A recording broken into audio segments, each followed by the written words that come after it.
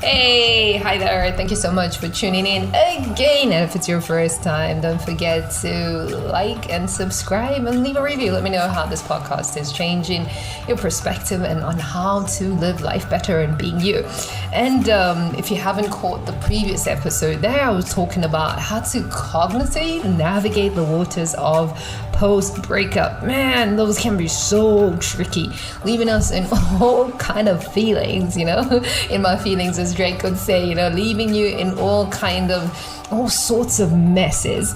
And the point there was, how can you better do breakups? How can you cognitively navigate breakups, leaving you at being pro at them? Not that I'm advocating for people just to break up to be good at it, but hey ho, somehow we need to figure out how to do the inevitable really well, that when it comes, I am better prepared, right? So if you haven't heard that, and if you haven't tuned in and had a listen, I earnestly recommend you to. I hope your May went better than mine. Oh my gosh, when they talk about the epitome of tough, I mean, I've fought some battles. I've gone through some stuff. I am no stranger to troubles. But damn, the month of May was truly testing and trialing. And the irony of it all was like, it's mental health month. And it was quite ironic because this experience on its own was quite unique. I gave an experience, but for me, what stood out was how I handled it. This time, I was actually more conscious about how I'm actually going to go through the struggle. Like I said, don't hear me wrong. I'm no stranger to troubles and hard times, but this time I was like, Del, okay, there's something we're going through right now that we cannot control, we cannot do anything about. And it's tough, it's hard, it sucks, okay? But how are you gonna go through it, And I was just so conscious about every step. I mean, I think the toughest is the mornings when you're going through a difficult period that you cannot control. The toughest is the morning because it's like dawning of a new day with an old problem. Oh man, I hate that. It sucks. I mean, I'm no stranger also to how I've seen people approach their particular challenges because, well, I work in psychiatry and there you see various strategies that people have, and I think because they come to me because those strategies didn't quite work, right, on how to the attempt on how to overcome their challenges. Hence why I thought it was actually necessary that I shared this chapter of my life in hardcore real time in a helpful way, obviously, so that it will hopefully give you a different insight to training the so-called happy drug that the feelings of anxiety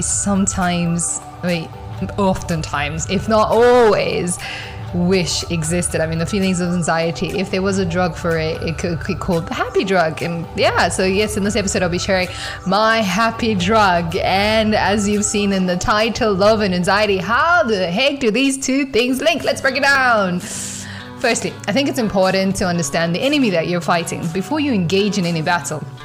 I mean, what exactly is troubling you so much that it's leaving you being anxious, and being anxious is the new point of reference? All this to say that I think awareness towards mental health month has incredibly increased. Of course, I do not take away from that, but I feel like the knowledge, therefore, has not really moved an inch. Just because you're aware that your enemy exists doesn't mean you know how to fight him, let alone even stand a chance to win. This is the same concept about being aware that you need to take time out now and then, taking breaks from social media, for example, or going on retreats, or going off the grid for some time just to gain sanity. I mean, the examples are endless, right? But all these things that we do not necessarily fix the problem at hand. In that case, anxiety and its root cause. It's like we're cutting the weeds, we're trimming the weeds instead of going down to the roots of the weeds and whooping them up. Because if you don't uproot the weeds and just trim them nicely, I mean, you'll always have weeds in the midst of your pretty flowers, and your pretty flowers will die. All right, I'm no farmer, so I'll go back to what I know. And that is anxiety and how to possibly fix it, and not fix it like it's a wonder drug, all right? But hear me out, let's break it down even further. It's only when I understand anxiety and what it causes me to be, like, and what the state that it causes me to be, that I actually improve my odds of being in control and not being a victim of my brain's interpretation interpretation of the situation is a starting point. Understanding that our behavior is governed by our perceptions, i.e. how we view the world, determines how we interact with it. For example, if I believe that the world is just a huge setup against me, and I am just in this constant struggle, this never-ending fight, even though I know I'll never win, because this is what I believe, right? I'll never win, but I'm in this constant struggle just to survive. I do one of two things, right? I can either curl up and feel sorry for myself, or play victim to the different situations that life pushes at me. Or the other side could be that I stand up and I determine that winning is my portion in life, and understanding that, hey, sometimes I might lose some fights, but the battle I win. This is a perception of which I can hold and interact with the world, and saying that whatever problems, the same situation coming to different persons, that whatever problems come to me, because I know that my portion in life is winning and that life is not set up against me, but I am equipped for every single thing that I find myself in, that I have the necessary tools to be and do whatever a situation warrants me to. Be it trouble, be it joy, whatever it is, I know that I have what it takes.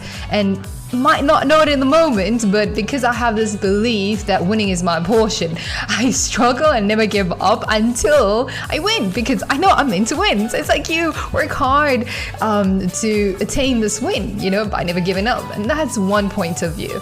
And love and anxiety is not too far from this concept. Anxiety is the constant protruding thoughts about various situations that sometimes be followed by physical symptoms and signs such as restlessness, tachycardia, sweating, and feeling nervous. I mean, the symptoms are endless depending on the person. But regardless of the type of thoughts or the signs and symptoms that you experience, one thing is oftentimes they're not more certain, is that they all stem from fear. We all experience fear, but the difference is how we respond to the emotion that comes. What do we do with the feeling of fear when it starts to cripple my understanding, my joy, and starts robbing me of my peace at night? I personally do not let it get that far, but it happens sometimes. And when it happens, you just gotta reel it back in, just like a fisherman, gotta reel it back in. But the physiological signs and symptoms that you experience with anxiety are so similar to those of the physiological response of flight or fight. Hence, I use anxiety and love interchangeably. So, the concept of fight and flight comes into play when I am faced with a situation that I personally perceive as threatening or frightening. So, it means that when I'm afraid, I can either run away or stay and fight. That is the concept of flight and flight. And that is our body's natural response to protecting us from a perceived danger.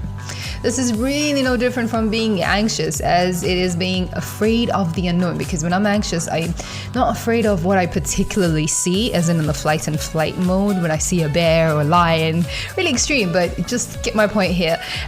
With anxiety is oftentimes I'm afraid of the unknown. I'm afraid of the things that I cannot control. I'm afraid of what will happen if I don't win? Will I be able to take the disappointment? Will I make it to the end? How will I handle this situation? It's all under one umbrella called the unknown, the fear of unknown, which causes these protrusive thoughts that you just cannot help but think.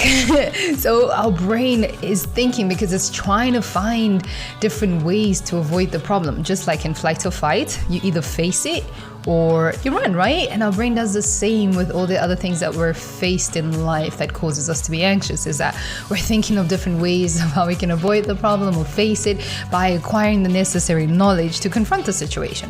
Simply translated is that the constant thoughts or worries about a situation, we are mentally spending so much time trying to understand it and not actually realizing that we're one of two ways, one way or another, actually meditating. I mean, if you think about meditation, it's the act of focusing your thoughts or attention on something, right? It's fixating your attention on there.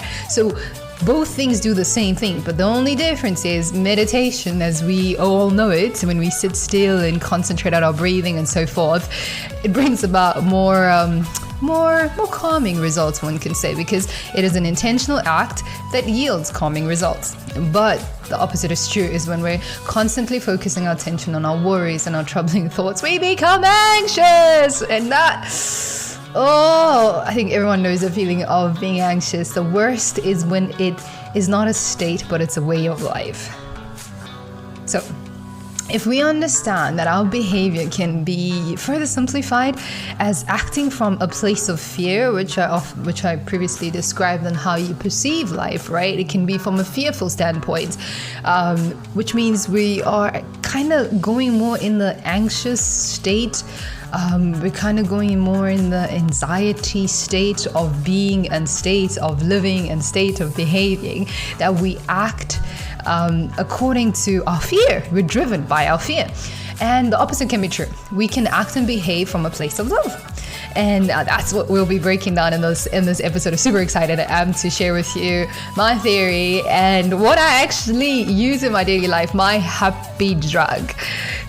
So what I realize is that when I'm anxious, I indirectly allow fear to win. And I allow fear to dominate and be my truth in life. And this upsets me. Okay, besides the fact that I'm a very competitive person. And I do recognize that fear is kind of sort of normal.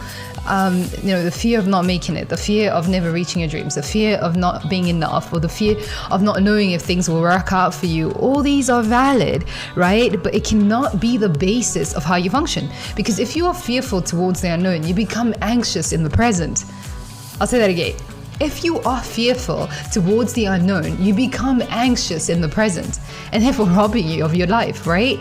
So what we can take from this, I guess, is that knowing and establishing your truth in life is essentially important, because if you don't, certain things will, and these certain things are what is happening in your life and how you're perceiving it. Like, if I allow fear to win, it dominates and it becomes my truth. So your truth becomes fear and you function from fear. Right, so in this tough month for me, for example, when life tried to put me in a corner and blur my vision, because what I see or perceive in life is my standpoint, right? That will always be my standpoint in how I live. So life will often try to blur your vision and put you in a corner, right? So when they try to do that this month, right, those moments got so intense that I had to intensify my knowledge too. That I had to bring into remembrance of my truth. I had to bring into remembrance what is my truth. And me personally, my truth is founded on the good old book called the Bible. My truth is what the Heavenly Father says about me. So when life had intensified its effects against me, you can so say, put in parentheses, right? I had to intensify my knowledge and remembrance of what the Heavenly Father has promised regarding me. So it's regarding me about certain storms or certain situations and things that I will face in life. I had to empower myself with my truth, what I have chosen to be my truth, and stand at this. At some point in my life, I had to decide what my truth would be and what I'd believe to be an anchoring fact and the place of comfort, and never waver from it. And this is what I've used, and this is continued. I mean, why change something that works, right? I mean, it's working for me. It keeps me grounded, happy, and content with this life. I don't fear because I remember the truth of what the Heavenly Father has said about me. My truth allows me to get up in the morning and be confident that whatever I have and whatever I go through, I will win. It will have to work out for my good. I may have to toss and turn. I may have to scream and shove, but I know that in the end, I walk out of this ring with a smile on my face. So I get up every day because I have unfinished business on earth. Thus, with every chance I get to wake up in good health and sound mind, the devil's in trouble, y'all, because I am going for gold. All right, the devil in this case is fear, right? You can liken it to fear. Fear says that I should be careful because I don't know what lies around the corner. But hope says I have what it takes to face whatever I do not do. Whatever I do not know, okay? I have what it takes to face it. I will be fine. Hope says that I was born for a reason, and whatever it is that I face in my life, I am born with what I need to overcome the situation. Like I said, some fights I will lose, so I'm gonna learn a few things about myself. But the battle I win. These are two different approaches that have the core same difference. And the path of anxiety and fear is almost one or the other. The path of hope and love says, why would I want to contribute to my own defeat? You know, that's how I see it. I see fear and anxiety is like, It's a pathway of self-destruct. And I'm just like, if life is already proving to be challenging, why would I deliberately add to my dismay? Think about it that way. Every time anxiety decides to make a home in your mind, just ask these critical questions and be brave and bold enough to take the challenge of fighting for a better situation and a better mindset. I mean, you deserve it. I don't think no one deserves a mindset that is crippling, especially if we can actually help the situation. But I actually heard someone say it in a better way. They say, how would you treat a friend that constantly lies to you as often as fear lies to you? Because fear never tells the truth. Fear always comes up with all sorts of theories that could possibly look like the truth, but at the end of the day, it is not the truth. And now the question is, how would you treat a friend that constantly lies to you as often as fear lies to you? In essence, it's asking, how do you tackle fear in your life? And imagine fear as someone who lies to you. You avoid them, right? At the end of the day, you need to know how to understand and interpret the spiritual world, okay? How and if you actually pay attention, i.e. the non-tangible things of life that have a physical manifestation determines what we do on a daily basis. So if you pay attention to the non-tangible stuff, I mean, call it spiritual, call it untangible, call it what you want. But the truth remains, there are certain things in life that we cannot see that govern a lot of what we do. AKA love and anxiety, love and fear. For example, you can't hold love, you can't hold fear, but damn, do they play a huge part of our daily. So the question now, I guess you've been asking yourself is, okay, Dal, where does love fit in all of this? If fear is linked to anxiety, then the ultimate question is, what is linked to being a brave and bold person? And my answer to this is love. All right, so let me break down my theory as to why I say being brave and being bold is linked to love. Really, it is. I guess it would be key to highlight at this point that what anxiety and love actually have in common. They both activate your flight and fight response, like your racing heart, sweaty palms, dilated pupils, butterfly in your stomachs. I mean, the list is endless. But at some point, these two pathways give rise to different behaviors, which we know because we know that love and fear cannot coexist. So my theory is saying that they have a common pathway indirectly lends itself to saying, okay, at some point they actually split, right? Just being bold and courageous cannot coexist with being anxious and apprehensive. So is love and fear. They cannot coexist. When we feel or receive love, we have a trigger, okay? We trigger dopamine, the release of dopamine, the one that also gets released when we listen to good music, when we have sex or shopping or consuming recreational drugs of any sort. Our brain's reward system releases this dopamine, which says, all right, I want more of this. I love this. It reinforces pleasurable behavior in simple terms. So we continue to do this because, hey, it feels good. I like it. It likes me. We have a good situation going here. So we continue to do this. So neurologically, being afraid and experiencing love are pathways that are obviously not, linked. And to paint a simplified picture on this is that love is driven by these three main hormones: dopamine, serotonin, and oxytocin. Now, all these chemicals work together to give us this energetic, euphoric feeling, all right, leading us to oftentimes a decrease in appetite and insomnia. This is obviously the extreme state of falling in love, right? Because you can't sleep because you're just thinking about him, oh my gosh, or her, he's your thoughts are just constantly going to, oh, when am I going to see him again, and so forth and so forth. Don't think I need to paint that picture for us. But at the same time, this does sound a lot like anxiety. Can't sleep, can't eat, but it's not energetic. It doesn't provide you the energetic and euphoric feeling, right? Let's continue, right? And serotonin is involved with your appetite and mood, which is decreased when we fall in love, which makes sense why we have decreased.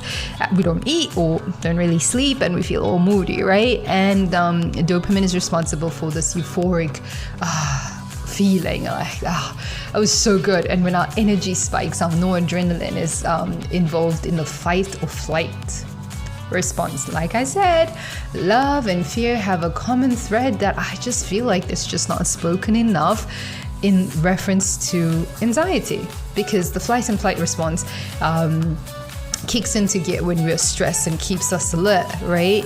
And this sounds a lot like what anxiety does, but I'm talking about it in the context of love, right? Because we're so cautious about the new love. We don't want to damage it or anything like that, right? And then we also have oxytocin, which is the cuddle hormone. It increases our connection to the other person, i.e. driving closeness. Now keep these three hormones in mind, and why I say that possibly love could be the solution to being less anxious, or this is my love drug, right? And this goes without saying that these things that I just described, these feelings of are similar to fear, is what we experience in the early stages of love. And what is really, really cool is that with time and when love grows, it kind of turns, because as much as we're experiencing these these positive feelings of love, there is a deactivation of the negative emotions of fear and social judgment. So the positive and the negative feelings that are involved in these two neurological pathways kind of function in the opposite manner, so the other one suppresses the other one in order to function. And so you can imagine that when we experience love, the neural pathways for making critical decisions of other people, right, with whom we're romantically involved with, that shuts down, right? Because that's my sound judgment. When I'm in love, I'm in the cloud nine, right? And this explains the ancient wisdom, if you can so say, that love is blind, right? But when love lasts, and when this roller coaster of emotions calms down within a year or two, I mean, there's no real there's no real set time to it, but where the passion is still there, but the stress is gone. And yet again, you see these two pathways that I told you about, the positive and the negative, is like the one then goes into the foreground and the other one decreases, right? The cortisol and the serotonin returns to normal, and therefore you can sleep and you don't feel so stressed, because you're starting to feel safe and you're starting to feel secure and you don't feel judged. And love, which began as a stressor to our brains and bodies, has now become a buffer against stress, because you cannot feel safe and comfortable and relaxed and feel stressed at the same time. They do not exist. I feel like it's so fascinating how one thing that starts off as a stressor ends to being our comfort, almost like our buffer against stress. So now you know why I said maybe living a life that embraces love, to give love to others without prejudice, and to allow yourself to actually receive love without guarding so hard against losing it that you don't enjoy it. But I guess now the question comes is, how can I live a life that embraces love? I mean, it sounds so simple, right? But how do I practically actually do that? In simple terms, it is called the principle of, right? So what this theory says when we increase what we can relate to with other people, right? Find a common point of interest. Find something that I can relate to regarding this person that I do not understand, that I do not know. And then my automatic gear is to say, yeah, listen, you don't fit in my circle. I don't know you. You don't know me. In fact, you tick me off. So it's best we go our separate ways. I mean, that will just leave you stressed to avoiding the person and lonely at the end of the day, because not everybody sees things like you, right? And that's how we have such a stressed and lonely society. And when we decide to say, okay, I'm going to increase my point of relatability with everyone, because everyone feels loved when they are understood and embraced, right? And the opposite stands true. So what I'm saying is, if we loved more, we could live more happier, lighter, and not so stressed. A practical example of loving all people when you have nothing to gain. Okay, I do admit, I mean, this is not easy at all. I'm talking about this, been trying it for I don't know how long. I could remember years and years of my life, and it's still hard. It's still hard. It doesn't get easier. It really, really doesn't get easier. But does it get worth it? Oh yeah, it is totally worth it. All right. So you find things you can relate to with other people, with the other person, and especially when you are tempted to dismiss them because you do not understand them or the way of reasoning, and when you actually resist this temptation to dismiss them, you'll be surprised by how much you learn. And it's like discovering a whole new world. I promise you, it is like when you put your prejudice and your ideas aside, not even prejudice, not even ideas, when you just simply say, I don't know you, but right now you're not standing in my good books, but because I am choosing to walk in love, I am choosing to be less stressed, and I do not want to be alone, I'm going to try to find things that we actually have in common, right? It's a whole new world. Believing that people are not all so bad, but it's also in how we experience life, that we all experience life in the same way, one way or another. You realize that when you actually try to find these common things, you realize, hey, actually, you know what? I'm not the only one who went through that and who's going through this. And you're like, okay, the world's not so bad, and maybe the people, maybe humans aren't all so bad, you know, and that would entice you to travel even more and to hear more people's stories and what they do. And in my next episode, I'll be talking about how actually traveling has changed my whole perception on identity. In fact, built my whole perception of identity and contributed greatly to the person that I am today. But back to this episode, which is a whole pretty much a crux of who I am. Just trying to walk in love in all ways that I can. It is hard, but totally worth it, because we all know that there is no judgment in love, right? There is so little to almost no judgment when love is experienced and when love is given, right? Because it releases you from this constant pressure of social judgment, if you just think of it neurologically. And simply, this is a neural activation of love that shuts down the social judgment, and thus leaving you pretty much free. In a society where we're not only stressed about our personal goals, I mean, it's not easy being you, it's not easy chasing your goals, your dreams, but then there is, like, the past decade, there's been a huge increase, a steep incline in social anxiety. It's absolutely ridiculous. I mean, we could name so many examples. We could talk until sundown about how many things have actually contributed to the increase in social anxiety in our generation. But that would bring us not too much. And what I would rather love to say here is, if we embrace the concept of relatability, we would thrive in being us, and we would thrive at having a peaceful state of being and not being so anxious that, you know, not being burdened by social anxiety, because really, it's really not necessary. I'm not saying this because it's easy to just love everyone, or at least even strive to love everyone authentically. Mamma mia, it's really not a child's play. I mean, I know we all work with people, but being a doctor, you work with people not just periodically or in fluctuating seasons. It is constant every day without fail. You cannot go to work and say, oh, this is closing season, so we're closing numbers, which means I probably won't see any of my colleagues, I won't see anyone in the office. Without a fail, you will work with people. So I know how hard it is to consciously choose to love people. I'm not only just talking about patients, I'm talking about my colleagues, because in order to help my patients, I need to work with my colleagues. And at home, I've got my own circle of friends and my own circle of people. It is a constant effort, but a rewarding effort. But this effort really requires that daily you look past your comfort zone and you reach out to strangers and people in your circle and see how you can love them better.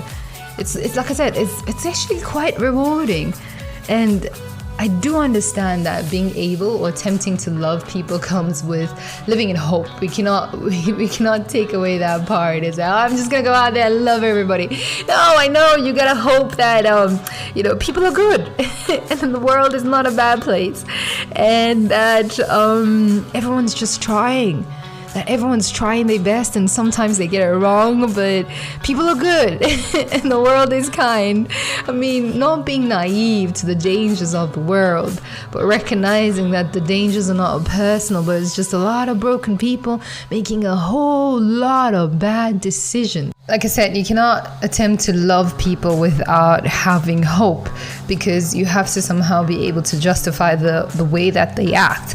And by having hope, you're saying, if they knew better, they would do better. There has to be a reason. I hope there's a reason why they chose the route that they chose and that hurt so many people.